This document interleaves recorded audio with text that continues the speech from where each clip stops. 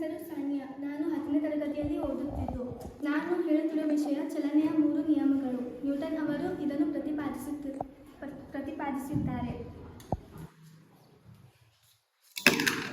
ಈ ನಾಣ್ಯವು ಒಳಗೆ ಏಕೆ ಹೋಯಿತು ಎಂದು ಯೋಚಿಸುತ್ತೀರಾ? ಇದಕ್ಕೆ ಕಾರಣ ಜಡತ್ವ. ಜಡತ್ವ ಅಂದರೆ ವಿಚಲನೆಗೆ ಒಳಪಡದೆ ಒಂದು ವಸ್ತುವು ನೇರ ಏಕರೂಪ ಚಲನೆಯಲ್ಲಿ ಅಥವಾ ನಿಶ್ಚಲ ಸ್ಥಿತಿಯಲ್ಲಿ ಮುಂದುವರಿಯುವುದನ್ನು ಚಲನೆಯ ಮೊದಲನೇ ನಿಯಮ ಎಂದು ಕರೆಯುತ್ತಾರೆ. ಇನ್ನೊಂದು ಉದಾಹರಣೆವೆಂದರೆ, ನಾವು ಬಸ್ನಲ್ಲಿ ಅಥವಾ ಕಾರ್ನಲ್ಲಿ ಪ್ರಯಾಣಿಸುತ್ತಿರುವಾಗ ಒಮ್ಮೆಗೆ ಬ್ರೇಕನ್ನು ಹಾಕಿದಾಗ ನಾವು ಮುಂದಕ್ಕೆ ತಳ್ಳಲ್ಪಡುತ್ತೇವೆ. ಇದಕ್ಕೂ ಸಹ ಜಡತ್ವನೇ ಕಾರಣ.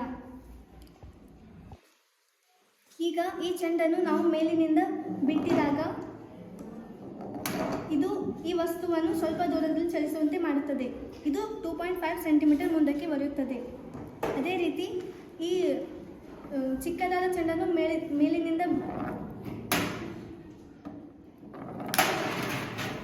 ಇದು ಅದನ್ನು 4 ಸೆಂಟಿಮೀಟರ್ ಮುಂದಕ್ಕೆ ಚಲಿಸುವಂತೆ ಮಾಡುತ್ತದೆ. ಇದರ ಅರ್ಥ ವಸ್ತುವಿನ ದ್ರವ್ಯರಾಶಿಯು ಹೆಚ್ಚಾದಂತೆ ಅದರ ವೇಗೋತ್ಕರ್ಷವು ಕಡಿಮೆ ಆಗುತ್ತದೆ.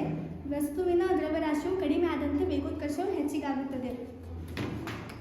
ಅದನ್ನು ನ್ಯೂಟನ್ ಅವರು ಹೀಗೆ ಪ್ರತಿಪಾದಿಸಿದ್ದರು: ಸಂವೇಗದ ಬದಲಾವಣೆಯ ದರವು ಕಾಯದ ಮೇಲೆ ಪ್ರಯೋಗವಾದ ಅಸಂತುಲಿತ ಬಲಕ್ಕೆ ನೇರ ಅನುಪಾತದಲ್ಲಿಯೂ ಮತ್ತು ಪ್ರಯೋಗವಾದ ಬಲದ ದಿಕ್ಕಿನಲ್ಲಿಯೂ ಇರುತ್ತದೆ. ಅಂದರೆ ವೇಗೋತ್ಕರ್ಷವು ಅದರ ದ್ರವ್ಯರಾಶಿಗೆ ವಿಲೋಮಾನುಪಾತದಲ್ಲಿ ಮತ್ತು ಅದರ ಬಲಕ್ಕೆ ನೇರ ಅನುಪಾತದಲ್ಲಿ ಇರುತ್ತದೆ. ಅದೇ ರೀತಿ ಅವರ 3ನೇ ನಿಯಮದ ಪ್ರಕಾರ ಈ 2 ವಸ್ತುಗಳನ್ನು ಸಂತುಲಿತ ಬಲದ ಪ್ರಯೋಗಕ್ಕೆ ಒಳಪಡಿಸಿದಾಗ ಅದು ಏಕರೂಪ ಚಲನೆಯಲ್ಲಿಯೇ ಮುಂದಕ್ಕೆ ಸರಿಯುತ್ತದೆ. ಅಂದರೆ ಅವರು ಹೀಗೆ ಹೇಳಿದರು: ಪ್ರತಿಯೊಂದು ಕ್ರಿಯೆಗೆ ಸಮನಾದ ಮತ್ತು ವಿರುದ್ಧವಾದ ಪ್ರತಿಕ್ರಿಯೆ ಇರುತ್ತದೆ.